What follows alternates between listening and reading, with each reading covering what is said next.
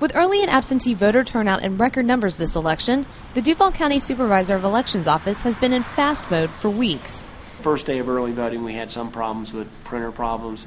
After we fixed that from Tuesday on, the lines, everything started continuing growing. The number of people, lines and everything, people were very patient. We got a lot of people through, record numbers, as many as 18,000 in one day on early voting. It's just phenomenal, how well it's gone in early voting and how many people have come out and participated. So, Jerry Holland estimates that almost 50% of the 536,000 registered voters in Duval County submitted their ballots early, something that requires lots of staffing. Jesus Christ just got to vote. I'm serious. And we have permanent in our office 35 employees that are there all the time, whether we have elections or not. During elections, we staff according to the size of the election. Obviously, this is the largest type of election we can have as a presidential election in a year when you have two opponents who are not incumbents. In this type of election, we will probably have as many as 3,500 employees.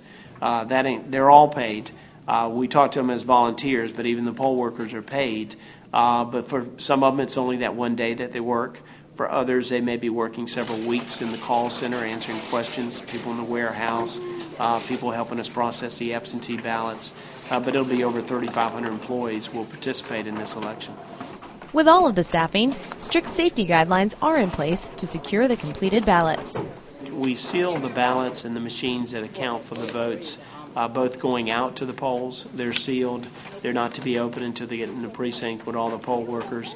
The security of the ballot at the end of the day, they're sealed into a canvas bag with a number seal on it, and then again not opened until they get back into the office.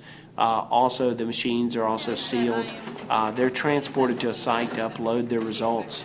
At that point, then the ballots and the machines are brought back into our office by uniformed police officers. And so at all time, there's a custody log tracking the equipment, and it's sealed at any time when it's outside of the polling location. The 2008 election is expected to set record numbers in Duval County. And we're predicting in this election over 85% turnout. That record will actually break the record set in Duval County in 1952, which was 84.6%. And we do think we're going to exceed that number. But even after weeks of counting ballots, the work continues for the Supervisor of Elections office.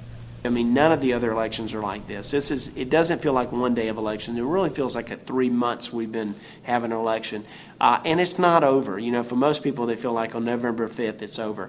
We're at the halfway point of our election. We still have to count the provisional votes, the other absentee votes that haven't come in, the military that are allowed to come in within the last 10 days. We have to certify the election. Then we have to do a hand count audit where we have to select precincts and count ballots by hand.